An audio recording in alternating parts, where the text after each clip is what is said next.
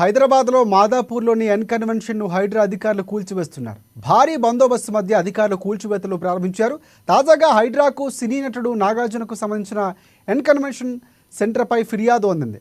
తుమ్ముకుంటలో చెరువుల్లో ఆక్రమించి 3 ఎకరాల్లో ఎన్ కన్వెన్షన్ సెంటర్ను నాగార్జున నిర్మించారని ఫిర్యాదు వచ్చింది. దీంతో పక్కా ఆధారాలతో శనివారం తెల్లవారుజాము నుంచి అధికారులు కూల్చివేతలు ప్రారంభించారు. కాగా హైదరాబాద్లో గత కొన్ని రోజులుగా అక్రమ కట్టడాల మీద స్పెషల్ ఫోకస్ పెట్టింది హైడ్రా. అక్రమ కట్టడాలు గుర్తించి వెంటనే కూల్చివేస్తుంది హైడ్రా. తాజాగా బీఆర్ఎస్ పార్టీ వర్కింగ్ ప్రెసిడెంట్ మాజీ మంత్రి కేటీఆర్కు చెందినగా భావిస్తున్న జన్వాడ ఫామ్ హౌస్ సైతం అక్రమ నిర్మాణం అంటూ కూల్చివేయడానికి రంగం సిద్ధమైంది. అయితే దీనికి వ్యతిరేకంగా కోర్టుకు వెళ్ళడం కూడా తెలిసిన విషయమే. ఇప్పుడు నాగార్జునకు సంబంధించి ఎన్ కన్వెన్షన్కి సంబంధించి పూర్తి అప్డేట్స్ అందించేందుకు మా ఇన్పుట్ ఎడిటర్ శ్రీనివాస్ మనకి ఫోన్ లైన్లో సిద్ధంగా ఉన్నారు. చెప్పండి శ్రీనివాస్. రైట్ రాజశేఖర్, మనం చూస్తున్నాం కదా, హైడ్రా ఈ అక్రమ నిర్మాణాలు ముఖ్యంగా ఈ చెరువుల్లో ఏవైతే జలాశయాల్లో నిర్మించిన